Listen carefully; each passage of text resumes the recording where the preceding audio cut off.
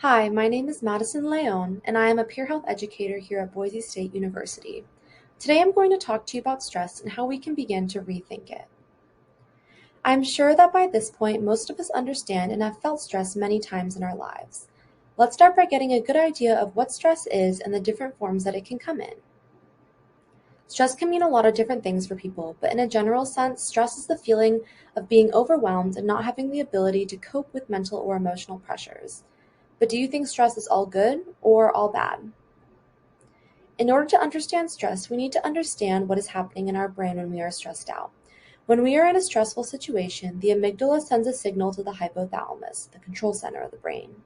The hypothalamus causes an increase in heart rate, heightened senses, a deeper intake of oxygen, and an adrenaline rush. Then the hormone cortisol is released. Cortisol helps restore the energy lost in the stress response. When a stressful event is over, cortisol levels then decrease. There are many ways college students experience stress in their lives. I know that I personally struggle with stress during the school year, and at times it can be hard to cope with. There are many possible stressors such as schoolwork, money, housing, food, work, relationships, and many more. And most students don't just struggle with one of these stressors. According to the American College Health Association's National College Health Assessment, in the spring of 2020 at Boise State University, 67.7% of students reported being stressed with three or more of the stressors mentioned earlier. In addition, 49.9% of students reported feeling moderately stressed, and 22.8% of students reported feeling highly stressed within the past 12 months. These are startling statistics that prove how many students are struggling in the BSU community. The students in the survey were measuring their distress levels, and I would say that more often than not, when we think of what stress is, we think of de-stress. But what is de-stress, and is there even another kind of stress? De-stress is the feeling of unhappiness, pain, and suffering that has a negative effect on the body. This is the kind of stress that occurs when you find out a loved one has died, you realize you're failing a class, lose your job, or can't pay bills. In all these situations, a person can experience distress, and when the distress becomes chronic, that's when implications to your health can arise. Before we can explain physical and mental effects of chronic distress, we need to know what's happening in the brain to cause this. When chronic distress is experienced, the body makes more cortisol than it can release. This causes the brain to not function properly. Touro University states that high cortisol levels can disrupt synapse regulation, resulting in the loss of sociability and the avoidance of interactions with others. This basically means that the extra cortisol can cause individuals to avoid social interactions. Stress can also kill brain cells and even reduce the size of the brain. Chronic stress has a shrinking effect on the prefrontal cortex, and this is the area responsible for memory and learning.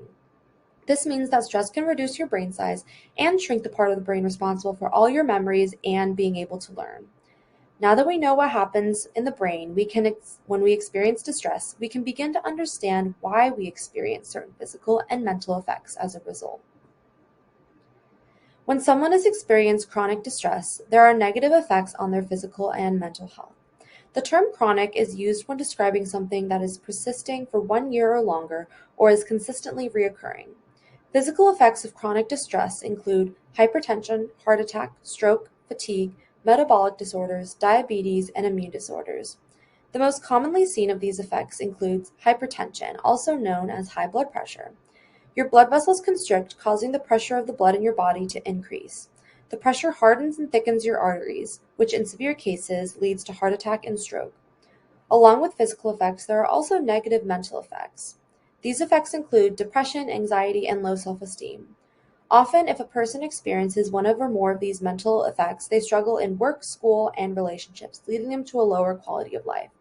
There is, however, another kind of stress that is often overlooked, and that is eustress. Eustress is a beneficial acute form of stress that positively affects motivation, health, and emotional well-being. Eustress is similar to the feeling of excitement and anticipation.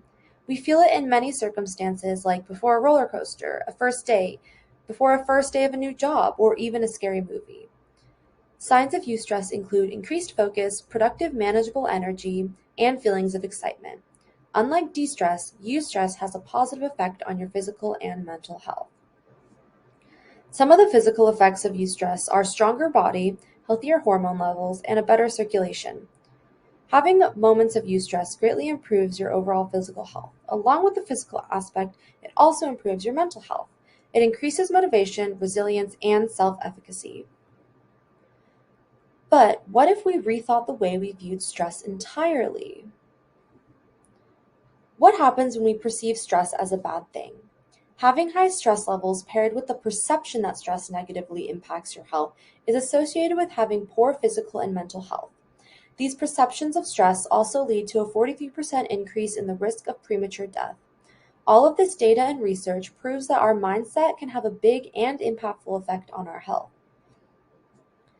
The same study that found how negative perceptions of stress lead to a 43% increase in risk for premature death also looked at the deaths over a span of 8 years. With their previous research, they were able to estimate that 182,000 people died prematurely simply because they believed stress was bad for them. This would add up to about 20,000 deaths because of this a year, making it the 15th highest cause of death in the United States. The authors of the study explained that 33.7% of nearly 186 million U.S. adults perceive that stress affects their mental health a lot or to some extent. On the flip side, let's talk about what happens when we view stress as a positive thing. In a study conducted at Harvard before going through a stress test, Group 1 participants were asked to think about their stress as a functional way, and while Group 2 was given no prior information or advice. Group 1 ended up showing more adaptive cardiovascular stress responses. They used their stress as a tool for success. Thinking of stress as a helpful response to a stimulus has psychological, health, and cognitive benefits. What is happening in Group 1 to help them adapt to the stressful environment?